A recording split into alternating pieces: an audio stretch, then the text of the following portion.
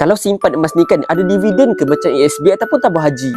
Soalan ni nampak simple kan, tapi penting untuk kita mula faham sebelum mula buat simpanan dalam bentuk emas. Jawapan dia tak, emas tak beri dividen. Emas ni bukan macam pelaburan unit amanah, saham, ASB ataupun tabung haji yang beri pulangan tahunan setiap tahun. Tapi beza besar emas ni ialah nilainya yang naik sendiri ikut harga pasaran dunia. Contohnya kalau dulu 1 gram sekitar RM100, tapi sekarang nilainya dah lebih RM600 untuk 1 gram. Maknanya walaupun emas ni tak bagi dividen, tapi dia bagi kenaikan nilai yang melindungi duit kita daripada susut nilai akibat inflasi. Jadi konsep dia bukan dapat dividen setiap tahun, tapi emas ni bagi kenaikan nilai setiap tahun. Kalau kita simpan RM10,000 dalam Ecobank, tahun depan nilainya tetap RM10,000, tapi kuasa belinya mungkin turun. Ia berbeza dengan emas. Kalau kita tukarkan RM10,000 tu kepada bentuk emas iaitu 17 gram emas, tahun depan nilainya pasti naik. Dalam jangka masa panjang, emas ni kekal sebagai simpanan yang sebenar, bukan sekadar nombor, tapi nilainya makin lama makin meningkat. Jadi kalau tuan-puan nak dapatkan dividen, simpan sahaja duit tuan-puan tu ke dalam ASB ataupun tabung haji. Tapi kalau tuan-puan nak kekalkan nilai duit tuan-puan tu dan kalis inflasi, emas adalah simpanan yang paling kukuh. Tak perlu pun tunggu harga masa yang terbaik, tuan-puan boleh saja konsisten buat simpanan emas ni 1 gram 1 bulan, ataupun boleh saja alihkan simpanan lebihan tuan-puan dalam Ecobank, tabung haji ataupun ASB kepada bentuk emas.